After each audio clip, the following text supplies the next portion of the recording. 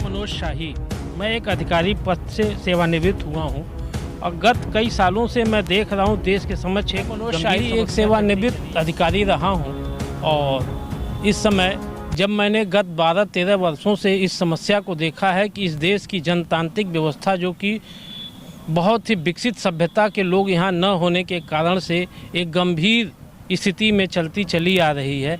अपने ही देश को तोड़ फोड़, कहीं रेलवे में तोड़, कहीं सरकार के अंदर ट्रैक्टर लेके घुस जाना, इस तरीके की अव्यवहारिक स्थितियां का सामना देश कर रहा है, जिन्हें विकास करने में हम लोगों को वर्षों लगते हैं, उसे तोड़ने में हमें कुछ सेकंड लगते हैं। इस बात को हम इस सभ्यता को समझा नहीं पा रहे हैं। ऐसी स्थिति में हमें आपको सऊदी अरब जैसे नियम की जानकारी चाहिए, डेनमार्क जैसी ईमानदारी की जानकारी चाहिए, तथा विश्व के सापेक्ष जो विकास में सबसे अग्रणी देश है उसमें जापान जैसी चीज़ें चाहिए। तो हमें इस तरीके का शासन तंत्र भी लाना होगा। इन सभी देशों में एक अस्थायी नरेश की स्थिति है, इन सब देशों में एक राजा की स्थिति है। जैसे कि डेनमार्क में ईमानदार राजा है, वहाँ की प्रजातांत्रिक व्यवस्था उनके नीचे काम करती है और पूरी ईमानदारी से काम करती है, जिसे जनता चुनती है। परंतु शासक के परिवार लगातार चलते चले जाते हैं।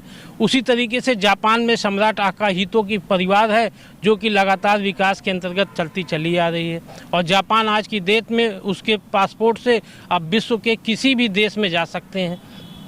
इस तरीके की स्थिति भारत को आने में अगली कई पीढ़ियाँ लग जाएंगी और अगर हमें जल्दी आना है तो हमें अपने शासन तंत्र पर सोचना होगा। इसलिए डिजिटल राजतंत्र को लागू करना होगा। एक शासक ऐसा नियंत्रण करना होगा, एक शासक को ऐसा बनाना होगा जो कि देश की आर्थिक और विकास की समस्त योजनाओं को अपने सापेक्ष चला सके, अपने नियंत्रण में चला सके, और जो चुनी हुई सरकार हो वो उसके अधीन काम करे और अस्थायी रूप से नेतृत्व दे सके।